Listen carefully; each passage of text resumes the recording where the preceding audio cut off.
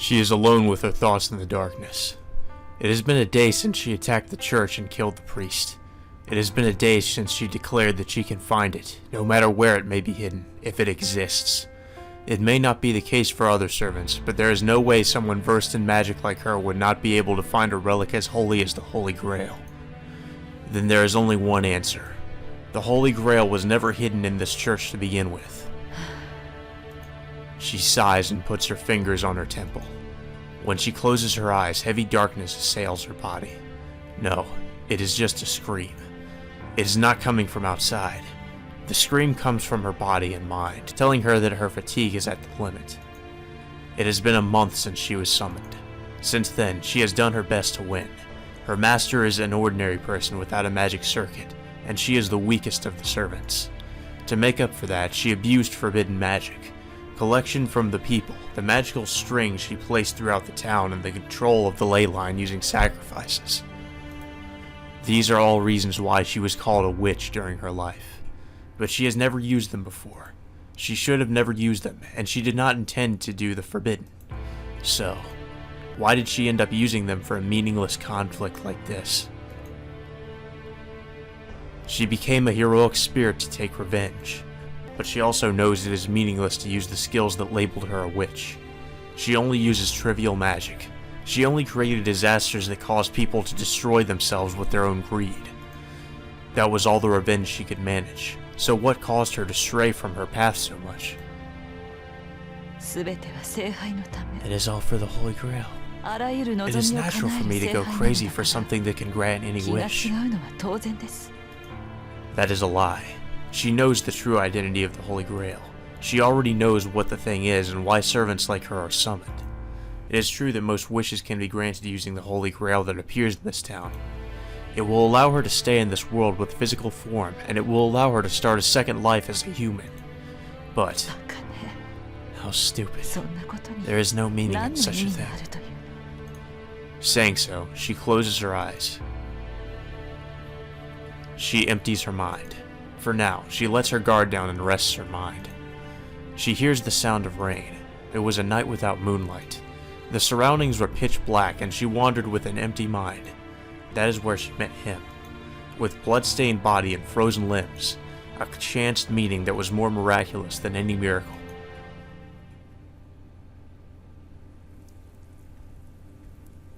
It was the mountain where the Reupload temple is located. Falling rain. She was stumbling aimlessly through the dense forest.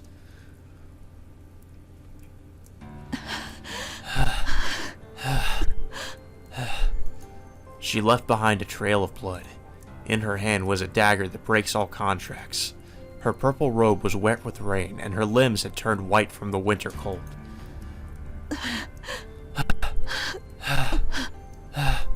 She staggered around, holding on to the trees for support. She walked on, dirtied with mud, her breath ragged, reaching out her hand as if begging for help. She did not look like her usual self, filled with cool composure. No, even the amount of magical energy was unlike her. She was exhausted. She only had a handful of power left. For a servant, magical energy is like a lifeline that allows them to stay in this world. But that was all lost. No magical energy was coming from her master. But that was only natural. She had just killed her own master. That was the cause of her exhaustion. She, Servant Castor, was about to disappear alone as compensation for obtaining freedom.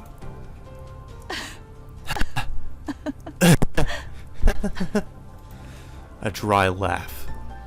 It is funny that her body was not able to maintain itself and that she betrayed her vulgar master. Moreover, it's quite amusing to see how badly she had underestimated the relationship between servant and master. She had done well. Her master was a legitimate magus. He was in his 30s, had a medium build, and had few noteworthy characteristics. He had no will to fight, but dreamed of victory. He was a man that only waited for the other masters to kill each other. The man had not trusted Castor. He treated Castor coldly as she was a superior magus, and so he insulted her for being inferior to other servants.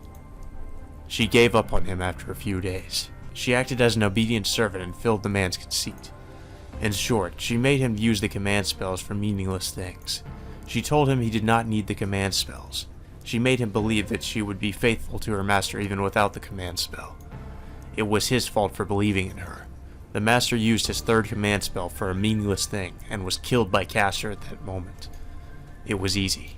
She did not like the fact that the contract with him still existed, so she killed him using the rule breaker. But she had made a mistake. Servants exist using the supply of magical energy provided by their masters. But not just magical energy. Servants are only allowed to exist in this age by being connected with people of this age. In other words, to lose one's master, the passport to this age, means being forced to return to the outside world. But she would not normally be this exhausted. This was the curse her master had left her. Her master did not approve of her, and she was a better Magus than he was. Therefore, he limited her magical existence to be always below his level. The magical energy level of a mere human cannot keep a servant in this world. She would normally be able to stay in this world for 2 days after losing her master. But now was different. Her magical energy was drastically decreasing with every second, and the end was near. Probably a few more minutes. She would disappear if she could not find her next master in that time. She would disappear before she could fight, unable to do anything. She would be a pitiful servant, summoned only to be trampled upon.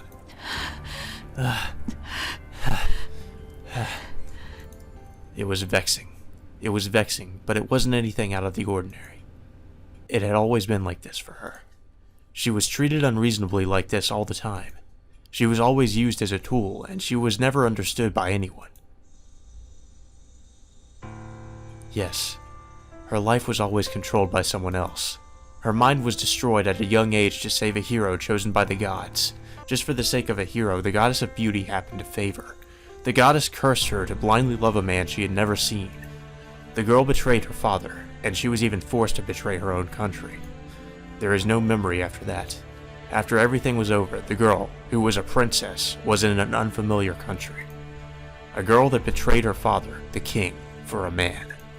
A witch that cut apart her own brother and threw the pieces into the sea to escape her native country.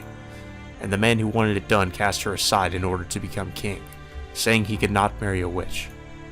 She was controlled and taken into an unknown country, was marked as a witch, and the only person she could rely on threw her away. That is her origin. There is nothing people can blame her for, and people around her were aware of that. But still, people continued to demand for her to be a witch. An evil to protect the king. An evil to be on the receiving end of evil superstitions. People wanted a convenient scapegoat that they could blame for any disaster. This pattern has never changed. People demand easily understandable evil to reassure themselves of their own goodness. In that regard, she was the perfect sacrifice. The father she could rely on was in a distant country. Nobody defended her, and people gladly blamed her for all the ugly things in their world. They decided that every ugliness was the witch's doing. That they are poor. That they hate others. That humans are ugly. And even that people die when they are killed.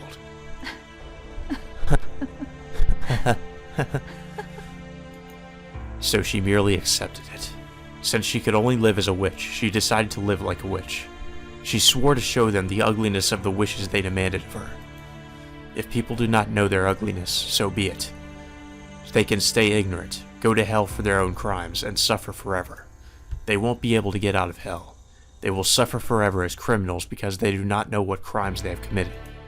That is the reason for existence she imposed on herself. That is the only role people gave to the girl, to the one called the witch, who never had a free will.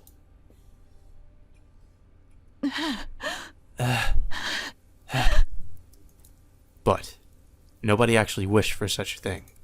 The same goes for her as well. She seeks revenge against her will, without having any wish for herself. Yes, until she met up with this stranger. A rustling sound. She peered ahead, even though she was barely able to stand. It's midnight. Who could possibly come into this forest at this time? What are you doing there? It was a heavy voice. She did not have the composure to check who it was. She just thought it was all over. She had no power to use magic. Her purple robe might have looked like a coat, but she was covered in blood. A woman covered in blood was hiding in the rain. It is obvious what such a person did. Anyone would run away first. What would they do after that? They would either call the police or pretend they hadn't seen it. It did not matter to her as she could no longer move. That caused the last of her spirit to give out. Her last moment was cold and lonely, just as it was at the end of her true lifetime. Or so she thought. When she regained consciousness, she was in that place. In front of her is the man she met in the woods. So you've awakened. Can you tell me your circumstances? Those were his first words. When she watched the man with blank amazement. Go home if I did a needless thing. If you wish for me to forget about this, then I shall do so. The tone of his voice never changed. That was her first encounter with her master, Kazuki Soichiro. Kazuki was a strange man. Should he be called a ghost? He had no reason to live, but he had no reason to die. He was just there, and since he existed, he followed whatever whim took him. He has no self. That was her first impression of him, and she thought it would be easy to turn him into a puppet. She grew to realize that the thought was a mistake. Kazuki Soichiro does not have a past. He has no self because he has no past, but it does not mean Kazuki Soichiro is empty. Kazuki was a sincere man. He easily accepted her when she told him that she wanted him to be her master and when she told him about her true identity. Do you believe such a story? Was that a lie? He accepted it after she told him it was the truth. And the most amazing part was the night they met. As she was about to disappear, she told Kazuki to lay with her. Okay. So, apparently, Castor and Kazuki have a pretty, quote-unquote, intimate relationship here. I guess some people might have... I don't know if some people might have already figured that out, but, yeah, the two of them have apparently been fucking. After making a difficult expression. Let me ask, do you want it rough or gentle? After that, he made love to her without waiting for her reply. Okay then. I'm ready to go right now. To put it his way, they had sex before the Buddha. It seemed rough like Ashura, but also seemed gentle like Bodhisvata. Bodhisvata. Bodhisvata. I have no idea how to pronounce that. Either way, the contract was complete. She obtained a new master, was able to stay in this world, and returned to her role of being a witch. All she needed was some love making. She still considered it to be a miracle. She would have disappeared before she woke up if she wasn't taken to the Realta Temple. The Realta Temple is a demonic place for servants, but it is a perfect summoning place once outside. As the Realta Temple is surrounded by a boundary field, it is suited for keeping anything inhuman. She was able to remain without disappearing because she was brought to the Realta Temple. Had it been any place else, she would have vanished after being taken there. As a result, she obtained the best ley line and the best protection. She easily occupied the Realta Temple, figured out the mechanism of the Holy Grail, and summoned Assassin as the fifth servant. But such things are trivial matters. She was certainly lucky on that night. Many miracles saved her, and she is now on the verge of victory. But they do not deserve thanks. She would have been fine with it if those miracles had not occurred. There is only one important fact, a very small matter that is trivial for anyone else. For her, the fact that she was able to meet Kazuki Soichiro is a miracle beyond belief.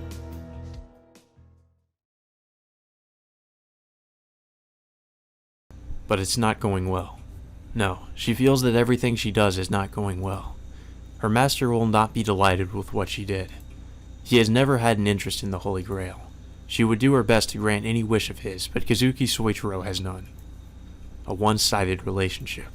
They do not get along well. It is not going well at all. Kinda hard to believe it's a one-sided relationship if the two of you wanted to have sex. Although I think the main reason they had sex in the first place was mostly so Kazuki could supply her with enough mana to save her life, but I think there were some other reasons there. So, the mummy hunter became the mummy. Even the rare witch is fragile, huh? She turns to the intruder. It is not her master that is standing there. It is the knight in red, Archer, with his true identity still unknown. Archer. I thought I ordered you to keep watch outside. You did, but I decided to eavesdrop. Yeah, but I didn't see any enemies around here. I got bored, so I came to check what was going on in here. それはそうでしょうね。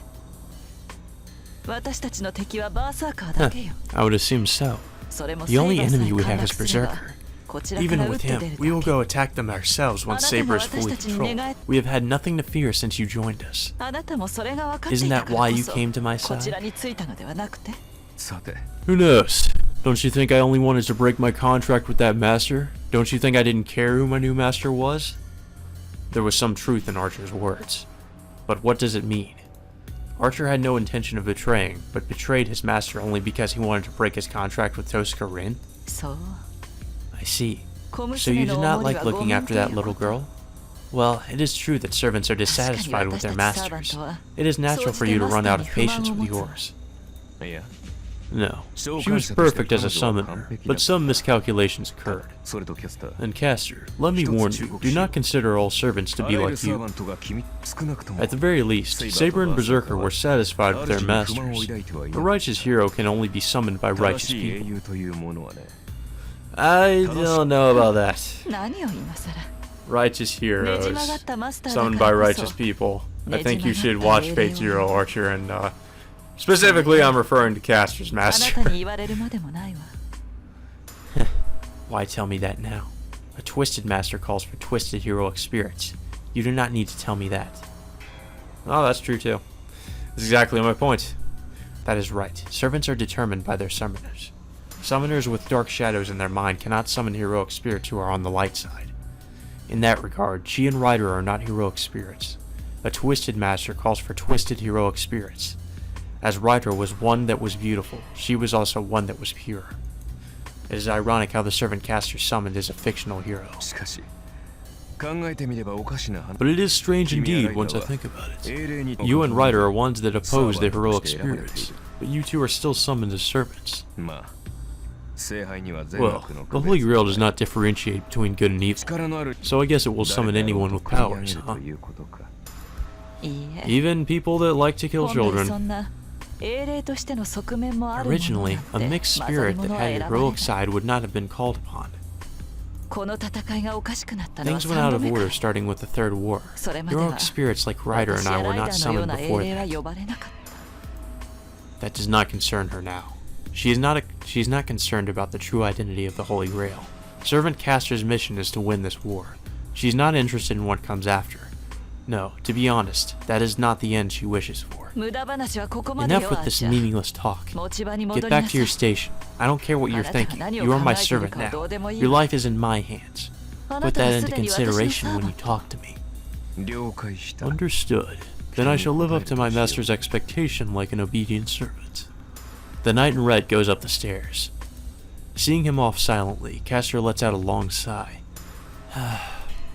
One more day until Saber surrenders. She does not have the Holy Grail yet, but she will approach the end once Saber falls. What will happen when the war ends? Caster will make every wish come true with her powers. It is not bad to live as a witch, like she swore before dying.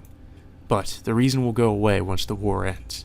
Even if she still has the will, her master will lose the reason to stay as her master. あと少しで I will obtain the 聖 Holy 杯 Grail がこの soon. 手に収まる。 Caster gracefully reaches out into empty space. Her hard work is about to be rewarded, but her expression is like that of a criminal about to be executed. Well, goddamn. Seems Caster is a bit more of a deeper character than we initially thought. I saw many corpses. I died at that time and was reborn. I did not have any regrets. My eyes lost hatred there. My hands lost anger there. My legs lost hope there. Myself lost itself there. Everything went away. It is not because I gave up that I believed nothing would save me. I just found out that it's natural. It's just that dying people will die and survivors will survive. I lay down on the rubble and stared at the burning field. I understood everything then. I thought I understood everything. But I still considered it. How wonderful it would be if I was able to save everything here. That's what I admired. I just wished nobody would have to suffer. That's why I tried to become a superhero. It was simple, and it seemed like an ideal existence. That was why I aimed for it. I knew where I had to be, but there were many ways to get there. I kept on running, wanting to get as close to it as possible, even though I did not know what was right or wrong. Many paths I took were crooked, and my destination was only getting farther away. I'm taking the long way.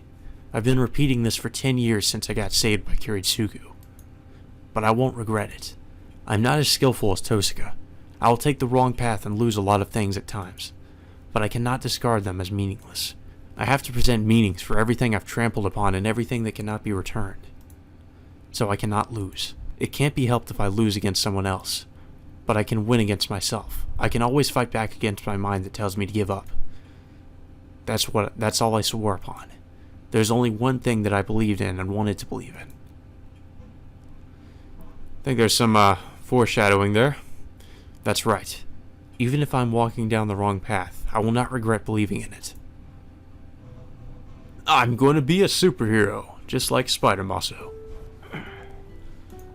I wake up from the light shining in. It's before 6 o'clock. The sky I can see through the window is a clouded one. I get ready and leave my room. My body feels well and there isn't much pain from my wound. I shouldn't be a burden to Tosaka even if we end up fighting. The hell? Why are you wearing glasses? You're here. Are you ready, Shiro? I'm ready, but Tosaka has transformed. You've become an old woman. Have reading glasses. What? You look like a new soldier that just stepped on a mine. Are you not ready yet? What the? You and your fucking analogies, they make no sense. That's not it. Tosaka, you look different. Those are more like just granny glasses. Those aren't like the sexy red glasses she had in the in the anime. Huh? Oh, these? I only put them on when I do detailed work, so don't worry about it. So they're basically reading glasses. Well, I guess it's alright if you say so. What kind of magic is it? It looks so wrong, and yet so right. Sure it does. Leave the glasses on. It's like that option in Tsukihime when Tono and CL are about to have sex. There's an option for her to leave the glasses on. Just have that for Tosaka. Alright, we're heading to the forest on the outskirts of town. It's a huge woodland, unkempt and far from the city. It has rejected human interaction for a long time, so the forest is big and wide. You know how there are a few people every year that get lost in there for going in without any preparations, right? I nod silently. Our destination is the Einsburn Villa that is said to be somewhere in that forest. Our fate will be sealed the instant our negotiations fail and we end up fighting. We won't be able to call for help, and it will be difficult to run away. We cannot escape the forest unless we defeat that giant berserker. Then let's get going. I stayed up all night figuring out where it could be, so we should be able to find it within half a day if we're lucky. Jesus Christ. We'll take a cab as far as the highway, so get some money ready. Why am I the one paying? She starts walking with a big bag in her hand. I follow her with the unusual Shinai bag in mind. But Tosaka, money for the cab is fine, but does that mean we'll be walking back on the way home? Oh god. I think your legs would probably give out. We rode the taxi for an hour from the town. So that basically means you'd be walking. If you walked back, then it'd probably take you like, I don't even want to imagine how long that would take you. That'd take you a long time. We drove on the highway, passed many mountains, and reached the entrance to the forest. Of course, the forest does not have any paved roads. That's a fucking forest, what do you expect? We finally reached the entrance, well, unless it was a park, that is. We finally reached the entrance to the forest after walking about 1 kilometer from the highway. I knew it wasn't going to be easy, but I get nervous once I actually face it. The forest is dark even though it's daytime. The tall branches block off the sunlight and it's hard to see more than a few meters ahead, let alone to the end. It's just like Silent Hill. Shiro, can you walk ahead for a bit? Fine, but you're the one who knows where she could be, right? I think it'll do no good if I go ahead. I complain as I enter the forest. Then... Whoa, what the hell? What was that? I felt a shock. I pull back my foot. I only felt the shock for an instant. It's not that strong, so it hurt more if I hit my foot on the corner of a dresser. Well, in short, it was like static electricity. やっぱり I thought so. 識別だけだ I'm ろう sure け it's ど only for identification, but it seems she has the whole forest under her surveillance. ちょっと待て。 Hold on, それま isn't ず that いんじゃない bad? のか。要するに That means we'll get 防 caught 犯 in ベ an ルに alarm, 引っかかっ right? たってことだろ。なら Then, 別に問題ないんじ I ゃな don't い think it'll be a problem. We didn't come here for a surprise attack, we came to talk. So it would be in our favor to let them know we're coming. むしろ今からアピールしておいた方が得でしょ That's unless she sends Berserker after us. ちょっとビリッとくる Oh, be careful though, it'll shock you a bit. 分かってる分かって I る know, I know. 白を I 見 can て tell た how から bad it is by どんな looking もの at か you. 分かってるって Oh, well, thanks. She waves her hand and steps into the forest. Then... Oh god. Okay! Tosca jumps back with a funny scream. Wow. I hear fire hissing.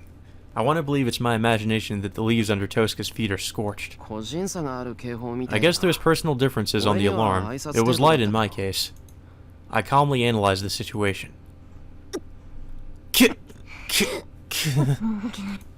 But it doesn't seem like Tosca's listening to me. やってくれるじゃない That does it, kid. I heard you laughing. 確かに聞こえたんだから Tosca yells into the empty sky. She's so angry that she might go to fight instead of talk. Well, anyway, it seems talking bad about Tosca is fatal no matter how far you are away from her, so I guess I'll refrain from doing so.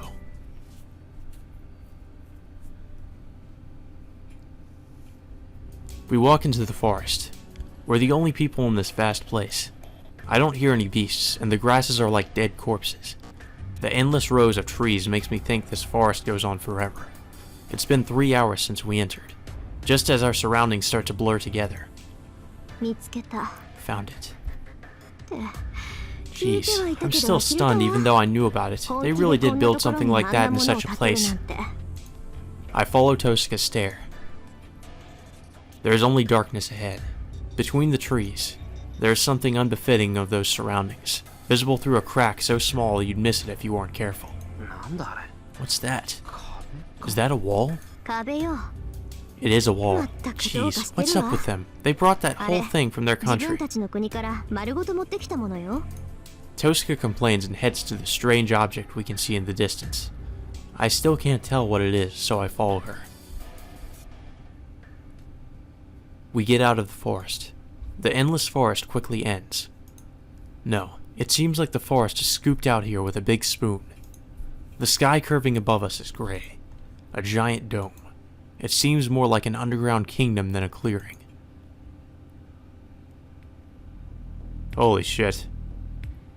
This is Iliasfield's dwelling, an old castle built within the forest. A solitary castle without any visitors, too big for one girl, not to mention too desolate for anyone to live alone in. Anyway, it does no good to be standing here.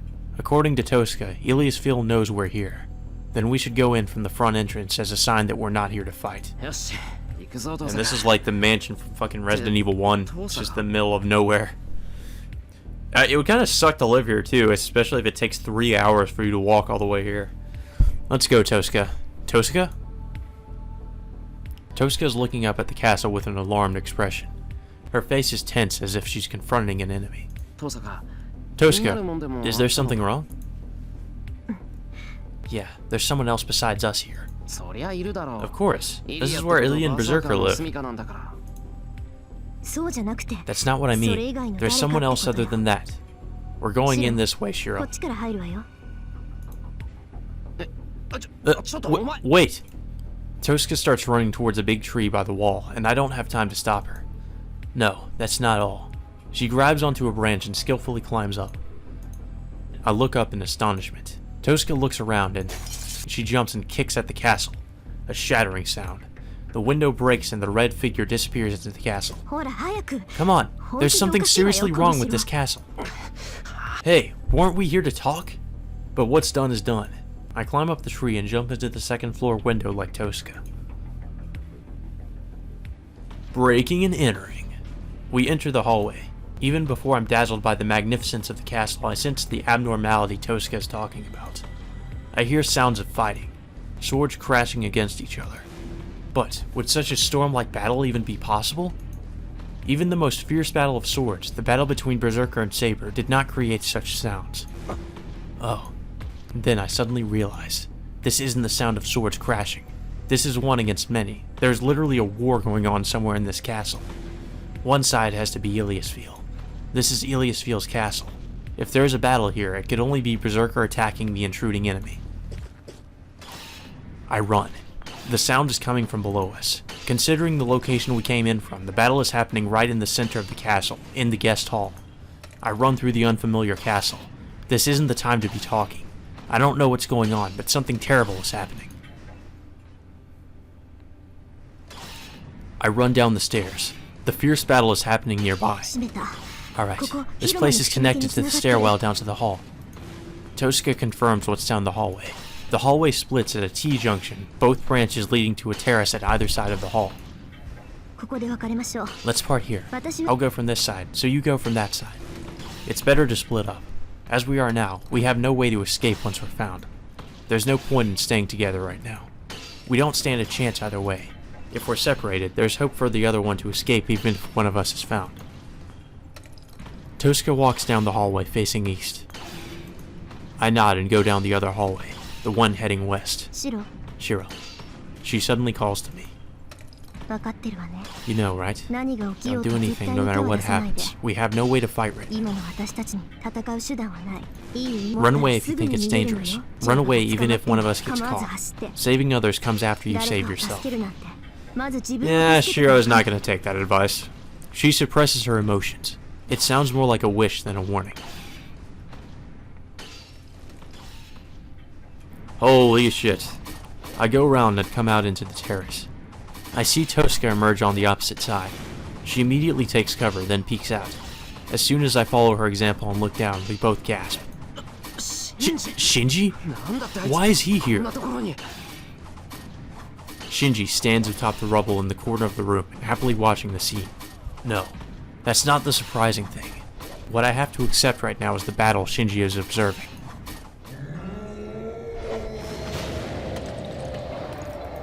The black giant lets out a roar. The swinging axe sword blows up dust and grinds the rubble into powder. The mad warrior appears no different from before. No, his dreadful roar is louder now. The girl in white is behind the giant. Berserker's master, Iliasfeel. An ever-smiling girl, unsuited for murder. I don't know about that. I really don't know about that, Shiro. I think you should see some of the dead ends and the bad ends and fates in the fate route. And I think he'd probably disagree with me. Or I think he'd probably agree with me that that's not the case. But that girl is now shivering and watching her servant with a face almost in tears. Her pale face is desperately trying to deny the despair in front of her. Someone help me. The girl's trembling lips mouth these words. No way. A storming whirlwind. Berserker's axe sword is repelled each time by the noble phantasm of one servant, the one reigning from the throne of rubble in the center of the hall. Many swords are released, each one of the weapons appearing from behind the man would cause certain death. They attack. They are like gushing water. The infinite noble phantasms not only repel Berserker's axe sword, but pierce his body. Pieces are blown from his body. The swords cut through his body, penetrates his skull, and pierces his heart. But he still does not die. The giant regenerates every time he is killed, slowly but surely moving forward. 8 times already. He has been killed so many times, but Berserker still moves forward. The enemy greets him with a smile. The tragedy continues. Berserker is killed without even being able to go near the enemy. Buck. No way. It's not because Berserker is getting killed without being able to do anything. That man, that servant is beyond belief. The infinite noble phantasms he sends out are each a true noble phantasm. I can tell since I projected Archer's swords. They are the originals of every noble phantasm, the first ones from before they became legend. Who could he be, having an infinite supply of such weapons? No, first of all, there should only be 7 servants. Then he is the 8th one, someone that shouldn't exist.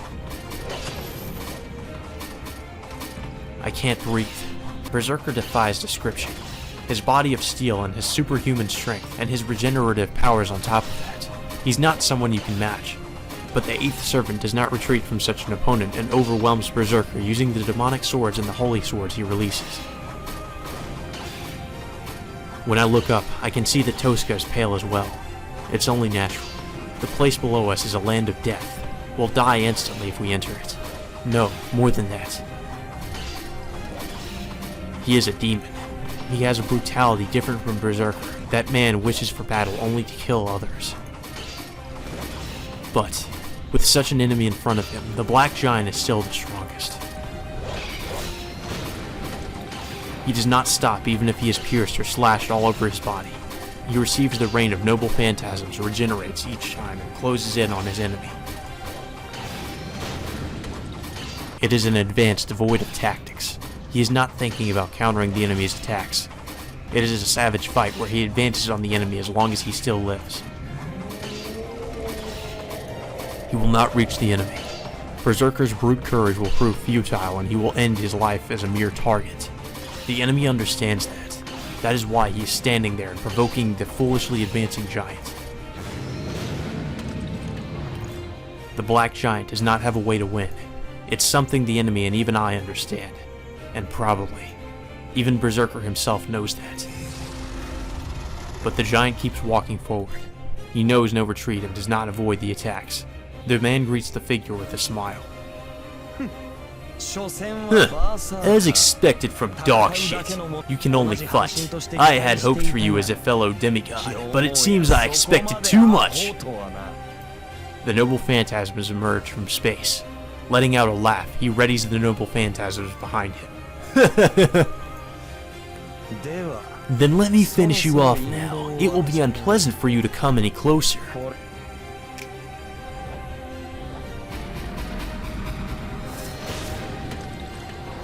At his signal, the numerous noble phantasms descend on the giant. The giant repels most of them, and at the same time loses most of his life. The Black Giant shakes.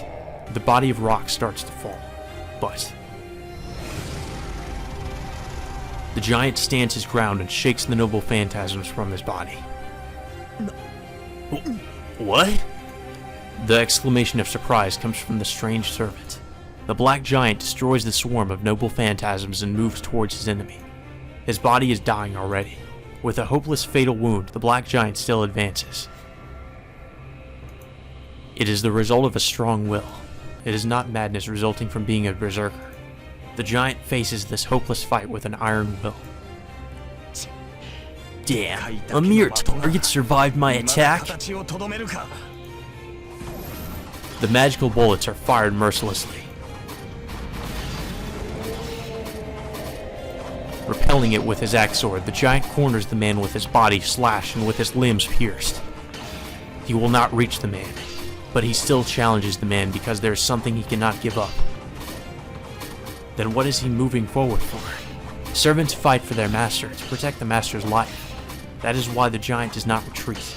He can only move forward as a shield to protect the frightened master behind him. The giant continues his foolish advancement. It is because he knows that he needs to take all the attacks in order to beat the servant without having his master killed. And when he reaches his enemy, that is when he wins. From the beginning, that has been this battle's nature. The man has to kill the giant before he reaches him. The giant has to approach the man before his life ends. It is a battle where the one to accomplish their goal is the one to win. The giant is aware of that, even if it is a battle with no hope of victory from the start. He roars. Coming out of his 10th death, his body explodes forward. He charges into the man like a bull challenging a matador. You lowlife! Numerous arrows are released. Was it his last charge, or did he just get used to the attacks? The giant repels all the arrows. He approaches the owner of the noble phantasms. He swings his axe sword. The weapon that has not yet been raised against the man rips through the air. Heaven's chain! The black bull is captured by numerous approaching chains. What kind of noble phantasm is it? The chain that appeared out of nowhere confines Berserker as if binding space itself. The chain twists Berserker's arms and bends them in a direction they should not go. And the chains tighten mercilessly, trying to tear off the rock-like head. Damn, you still won't die? This chain once bound the bull of heaven, but even this does not seem to be enough to finish you. The man's voice. The hall is filled with the creaking sounds of the chain. It must be Berserker's power. The giant tries to break the chain that binds even space itself. Even if it sounds impossible, I'm sure the giant will be able to manage it. And the man acknowledges that as well. No. Come back, Berserker. The girl screams. Iliasfil commands Berserker to retreat using her command spell. But the giant is still bound by chains, unable to move an inch. Why? I told you to come back inside of me. So why? It is useless, you puppet. Not even the gods can escape these chains. No, it will become stronger the more divine one is. It is a chain made to bind the gods. I will not allow transportation through a command spell. And so, the man points to the giant as if to denote the end. An astonished girl's voice. It's over. It really ends. Bound by chains, he receives 22 noble phantasms on his defenseless body. The black giant falls silent after becoming a grotesque object. I don't even need to check if he's alive or not. Even if he is a great hero that overcame 10 deaths, he should not be able to get up after receiving 20. Yes, even if he is alive, he should not even have the power to breathe. And the battle ends. It was known from the start who was going to win. Berserker cannot beat that servant. No, servants cannot beat that man as long as they are heroic spirits. All heroic spirits have things they were weak against when they were alive. Those are their greatest weak points. Then, what if there is a hero who possesses all of the noble phantasms, even the ones that killed each hero? This is the result. Even if he may have been stronger, he cannot beat that man. No. No. Berserker. The girl in white runs to the giant corpse, seeing it. The man mercilessly slashes the girl with the sword in his hand. A scream. The man slashes her eyes in one blow. And he pierces her heart. But it misses. No, he made it miss. The girl is pierced in her lung and coughs up blood. The chains are broken.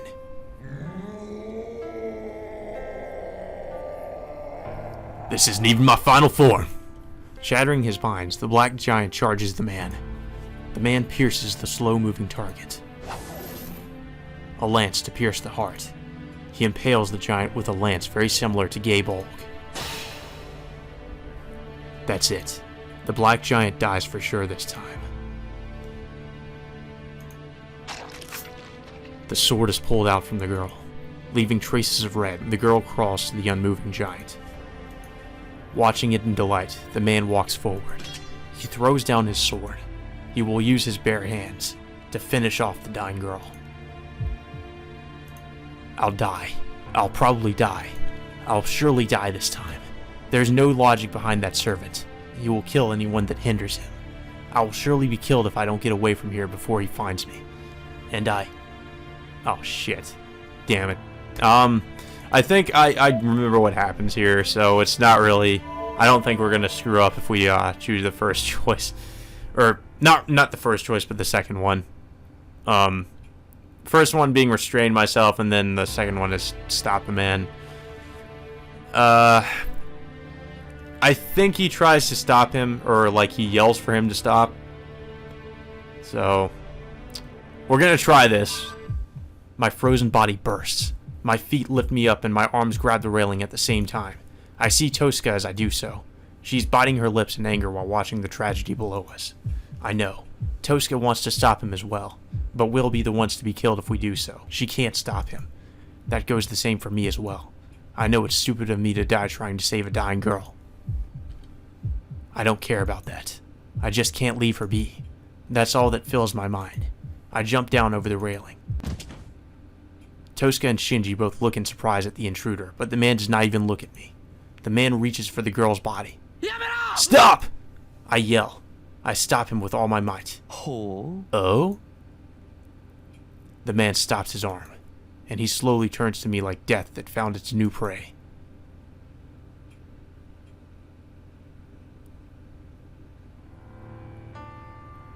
Going back over a month, he was summoned into this world before anyone. He was not summoned in this country, a faraway foreign land. The land is always covered in white, the sky is always gray, and the castle is built within a hidden mountain. It is always winter in that land, coldness and stagnation, barrenness and longing. As they cut all ties with the present world and await the reproduction of the miracle, they are like living corpses. The cold winter air steals their human warmth, and the stagnant world does not allow them a new lifestyle. The family is the seeker of the Holy Grail. Spring does not come for the Einsburn family until their wish is fulfilled. It has been 10 centuries since they started the search for the Holy Grail. As they used every possible method to obtain their goal, they were eventually able to forge the Holy Grail. But even then, all they can build is the vessel. The divine mystery that should dwell in there is empty, and they keep building vessels that will not be filled. But a foreseeable end comes to them. They perform a ritual to fill the vessel with help from outsiders. The result is both a success and a failure. The Holy Grail is made. The Holy Grail should be filled with that method. But they make many enemies at the same time. Even though they should be the owners of the Holy Grail, they have been degraded down to common magi that donate help. Their tenacity is abnormal. No, they have been obsessed since that time 1,000 years ago, when they almost obtained the Holy Grail. They broke the rules and constantly pulled out the strongest card. In the first one, they did not have time to do such a thing. In the second one, they finally found a loophole in the rules. In the third one, they summoned what they shouldn't have. And in the fourth one, they were sure of their victory, having the strongest card in its master. The result was a total failure. The servant and the master they selected betrayed them. The man destroyed the Holy Grail, leaving behind his wife and daughter in the Winter Castle. They were infuriated with the man's betrayal, and they lamented their mistake. Outsiders cannot be trusted. Their family, with their perfected magic circuits, will be the only ones to obtain the Holy Grail. They had insurance to begin with, and on the fifth one, they finally prepared the strongest master and the servant. It was him. 2 months before the Holy Grail War began, every rule was broken for him, Berserker, to be summoned. The days that followed were to only hurt the master. The command spell engraved all over the girl was to use to control Berserker. It did no good as a magic circuit and only drained her life away. Even the slightest move on Berserker's part caused the girl to scream in pain. It was only natural. The Holy Grail would appear in 2 months. The only things keeping him in this world were the girl's magical energy and her command spell. Berserker was not created from the magical energy of the Holy Grail. Even if the girl may have been special, to keep Berserker in this world using her own magical energy was like having her life taken away. Knowing that, they still did not allow her to rest. They abandoned them in the winter forest filled with hungry beasts. They gave them over to possessed corpses. They threw them in a waste yard full of failures. The only way for the girl to survive was to rely on the giant she had been given. She survived the training that was more like torture. She would let the giant attack the oncoming enemies. She would let out screams of anguish, but she allowed him to attack every one of her enemies. He did not know himself, when the process became a special one for him. In contrast to her young appearance, she hated whining. Everything that came out of her mouth was an insult. She must have instinctively known that if she was going to murmur something, she would get stronger when she would insult and hate someone. The girl scorned Berserker for being ugly and cursed his existence. It was only natural. The girl would not have had to suffer if he had not existed. She would not have been thrown in hell if she had not been chosen as a master. The girl insulted the giant every chance she got and used him to take out her anger. The pain had lessened by the time she mastered Berserker's control, which was when the Holy Grail showed signs of its appearance. The girl took away the giant's sanity as if in revenge, treating him as a mad warrior. But he already knew that this was the girl's desperate opposition. The girl did so to hide her weakness. She walked with pride as if saying that she could live alone, and that she did not need any friends or collaborators. It was a bluff to ignore the fact that she was fated to have nothing.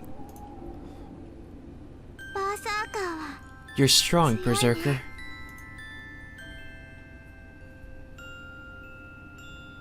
The winter forest. The giant timidly touched the arm covered in blood.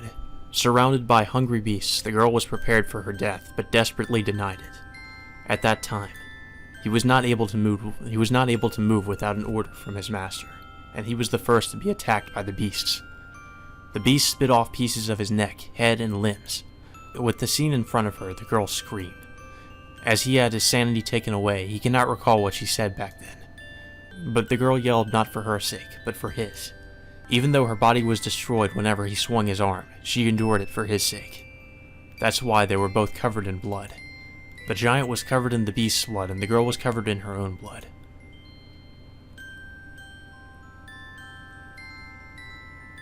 He remembers the winter forest, the weight of the girl that rested on him, crying tears of anguish, and he realized, in that small, cold castle, he was the only one she talked to.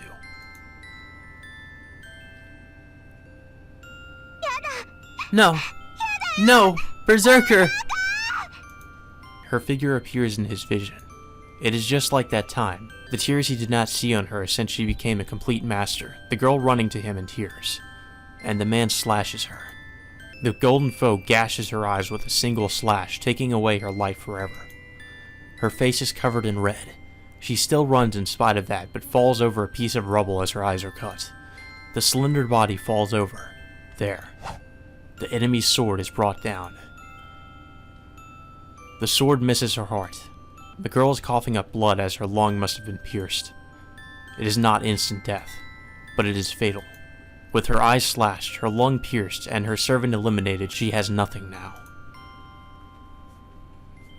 So she should at least die peacefully. It might be a salvation if she would just go to sleep right there. But... Huh? It hurts. It hurts, Berserker. The girl crawls, leaving traces of blood. Crying in pain, she crawls towards the black giant. How much power was left in him? Breaking the chains with all his might, he charges at the man. Huh. The demonic lance is thrust. The heart-piercing lance impales the giant.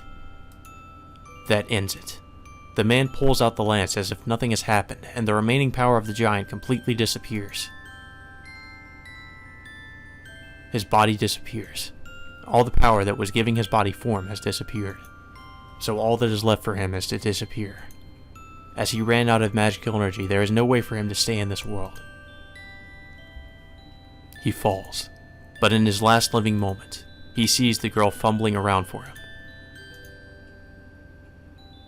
Power returns to his falling body. The law of magic that constructed him. The regulation of the world that hates inconsistencies. The body that is crumbling away like sand. You're strong, Berserker. He pushes aside all powers trying to eliminate him, using his own power of will. He cannot disappear yet. He is probably the only one she relied on. He has to answer the solitary girl that believed in him although she insulted him. Where are you? I don't know. It's so dark, Berserker. With her eyes slashed, the girl crawls with her hands stretched out. She must want to feel him, as she cannot see now. The blood-stained hands grope through empty space, trying to verify his presence. There is no power left in him. There is nothing he can do. Berserker will fall here and die here. His body has died, and there is no power left to support him. So I'm fine. I won't lose to anyone, as long as I have you, Berserker. But that cannot be allowed. His mind is dead. Supporting his body with his will that should no longer exist, he parts from this world. His body is still standing, just as it was when he was invincible. As if to say his body has been invincible until the very last second for the girl that depended on him. And the girl reaches him. The hand that was grasping through empty space finally touches something. Oh. Coughing up blood, the girl crawls to the hard figure. She cannot see, but she can still feel him. Berserker hasn't lost yet. She cannot see anymore, but Berserker is still strong like always. That's good, Berserker. Stay there, okay? Strength fades from her body. She is hurt and scared, but it's alright as long as he's here. He always protected her. He was scary, but he was really kind. His big body was like that of a dad, and she wanted for him to pick her up once.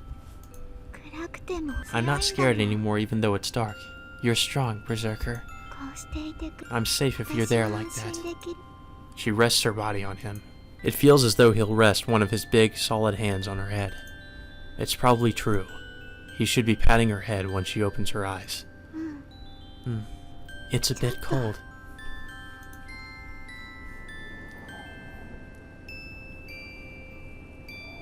Well, that's just depressing. Her body is cold. Recalling the forest from that time, the girl smiles. It happened so long ago. Recalling the giant that protected her even when injured, the girl peacefully falls asleep.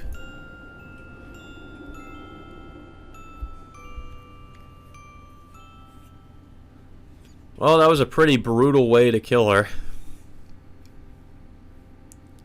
Pretty sad considering she lived in the Fate route.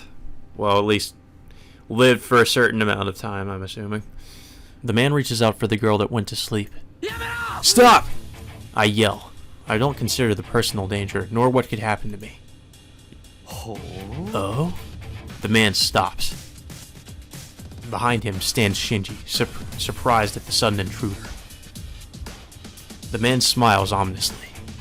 Stop! My shaking throat speaks before I can think. But there is no way the man will stop. Oh! Oh god, that's brutal. That's brutal. I couldn't even tell him to stop. The man pulls something out of the girl with a smile. A red, dripping object that looks like a fruit. The thing in the man's hand is the girl's heart. My mind burns down. Fear of being killed mixes with my desire to kill him.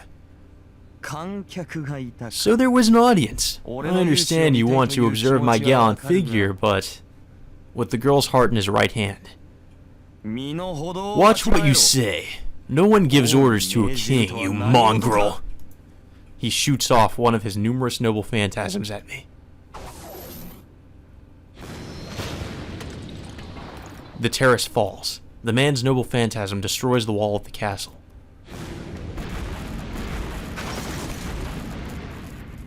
I don't move at all. I don't care about the rubble falling down. I don't have time to run, and I have no intention of running.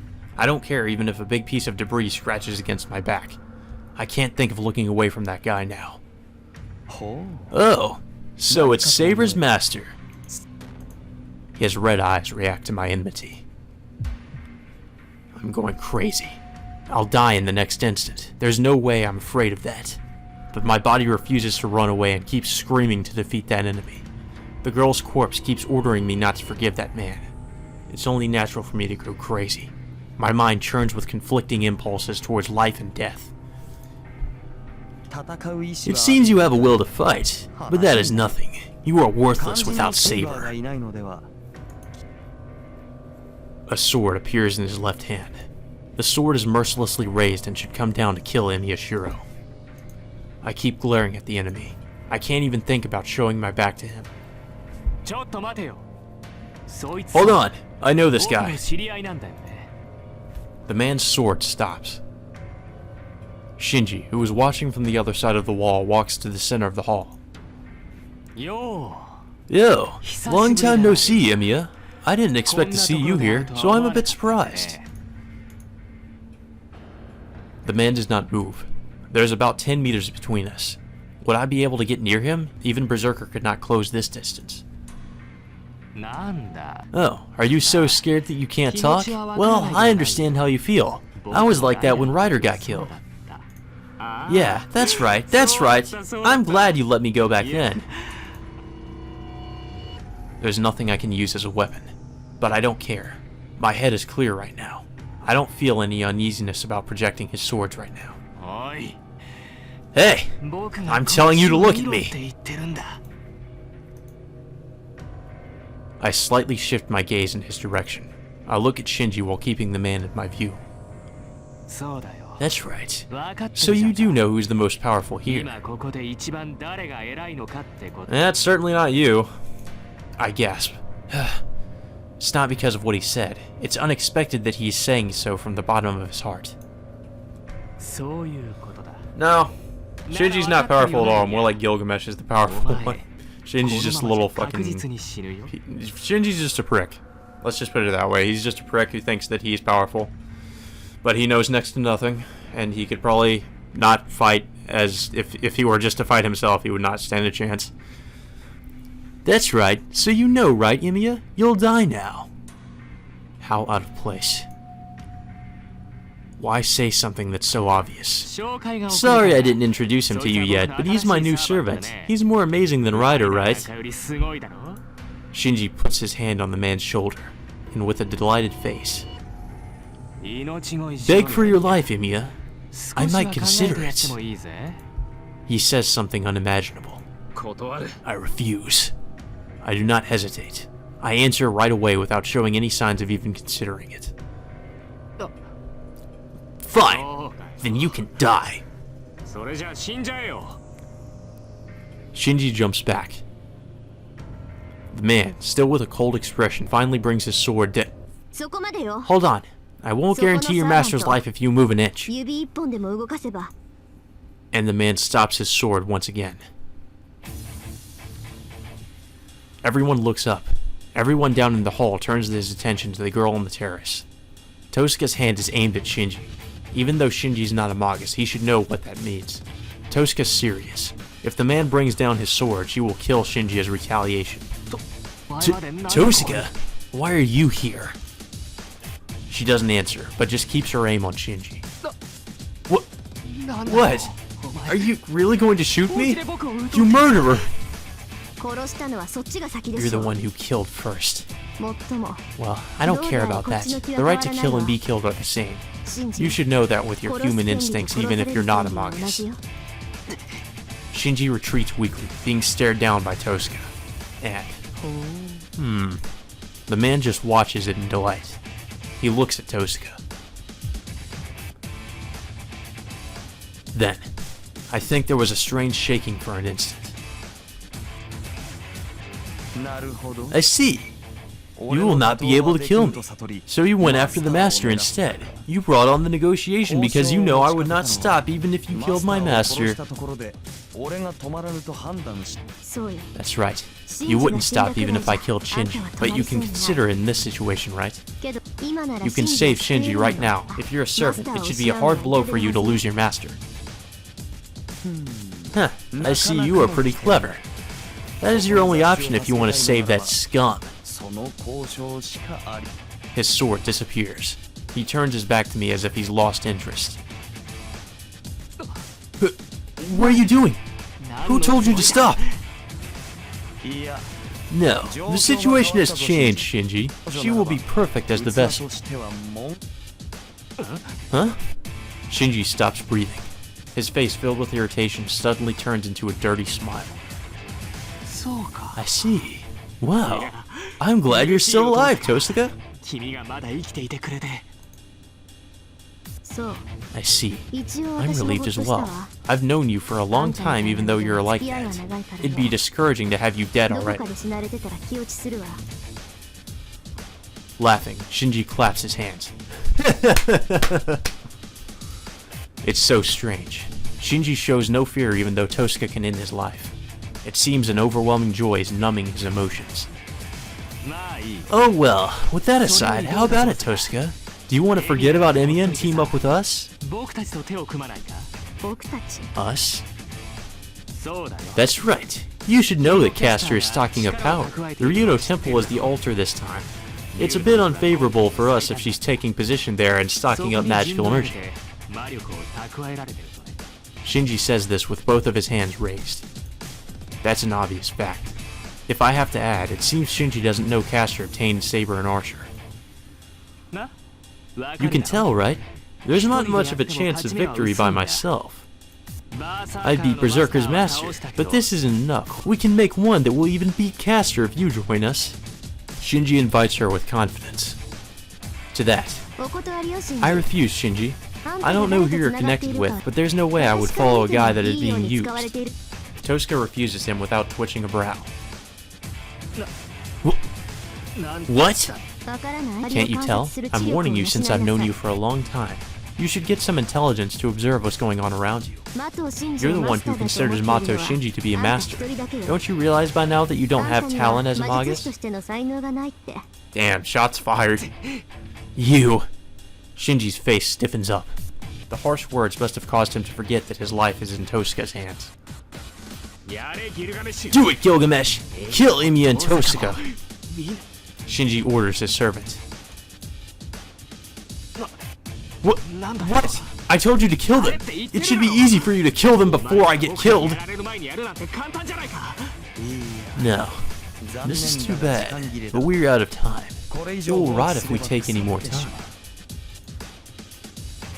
The man shows Shinji, who is walking up to him in anger, what is in his right hand. A red piece of meat. It is the still throbbing heart he ripped out of the girl. Shinji grits his teeth in vexation. Damn. Don't regret it, Tosuka. I won't let you be on my side now. Shinji runs towards the gate. The other one stays, and after watching his master's disgraceful behavior. So that's it. You have a good friend. With those delighted words, he leaves the room filled with rubble.